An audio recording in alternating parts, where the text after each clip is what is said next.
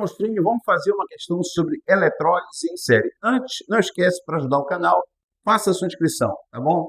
Muito bem, olha lá, Mostrinho.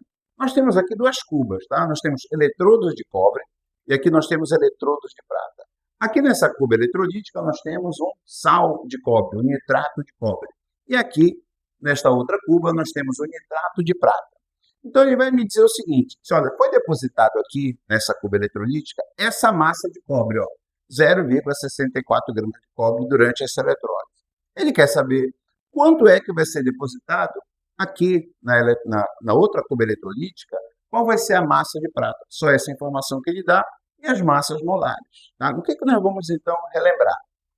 Quando você tem, certo, a cuba eletrolítica, lembre-se que nós vamos considerar o sentido real da corrente. Então, tem um fluxo de elétrons, tá, do polo negativo para o polo positivo. Então, o fluxo de elétrons vem do polo negativo.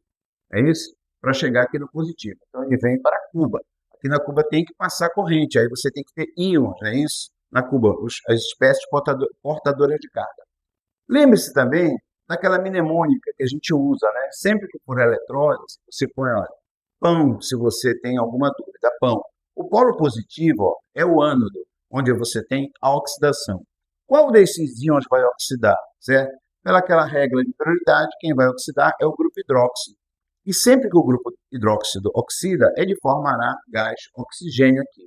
Então, ele vai empurrar elétrons do grupo hidróxido, os elétrons vão sair daqui, certo? Muito bem. E esses elétrons que estão chegando aqui, confere no cátodo, do que eu vou ter? A redução do íon cobre. Então, o íon cobre vai reduzir, ó, e vai receber os elétrons aqui, certo? Neste eletrodo. Então, os elétrons vêm aqui, né? São recebidos pelo cobre, e aqui o grupo hidróxido perde elétrons. Os elétrons vão percorrendo o circuito, agora vão chegar aqui na prata, na solução de prata. Os íons prata, ó, irão reduzir da mesma forma, não é isso? Enquanto os hidróxidos irão oxidar, formando gás oxigênio e empurrando elétrons aqui. Então, você tem, olha, os elétrons saindo do polo negativo, passando aqui pela cuba, certo? Aqui o que eu vou ter? A corrente iônica, né? O íon cobre reduzindo, o grupo hidróxido oxidando. Então, os elétrons continuam seu fluxo aqui. Aí você tem a prata reduzindo aqui e o hidróxido novamente oxidando, formando gás oxigênio. Tá, mas isso é a parte sobre o que forma, etc. Mas eu quero saber como é que eu vou achar essa massa. Lembre-se o seguinte, ela não está em série, então a quantidade de eletricidade que passa aqui vai passar aqui também. Então, como é que eu cheguei nesse valor do cobre? Como é que ele chega no 0,64? Vamos lá, ó. O cobre sofre redução formando cobre. O que eu posso deduzir a partir dessa equação? Que quando eu uso 2 vezes 96.500 coulombs, eu vou depositar 1 mol de cobre, que equivale a 64 gramas, beleza? Massa molar do cobre. Então, essa é a informação que eu tenho da equação. Então, eu tenho como achar qual foi a carga, a quantidade que passou aqui, porque ele me deu a massa de cobre, que foi quanto? 0,64 gramas. Então, qual vai ser a carga que eu teria aqui? Ora, se aqui é 64 e aqui é 0,64, esse número, em relação a isso, ele foi dividido por 100, né?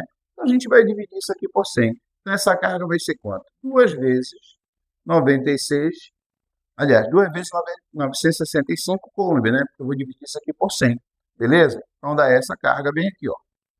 Essa é a quantidade que passou aqui, que vai passar aqui também. Pronto, está resolvido. Então, vamos lá. O que eu faço agora com a prata? Prata, 1 mol de elétrons forma 1 mol de prata. Ou seja, 96.500 coulombs formaria quanto? 108 gramas de prata, 1 mol. Mas qual é a quantidade de carga que passa aí? É a mesma que passou no cobre, na eletrólise de cobre aqui, certo? Foi quanto? 2 vezes 965. Então, você repete aqui, ó. 2 vezes 965 coulombs vai te dar uma massa aí. Vamos cortar essa unidade. Eu teria aqui a massa sendo 2 vezes 965 vezes 108 sobre 96.500, não é isso?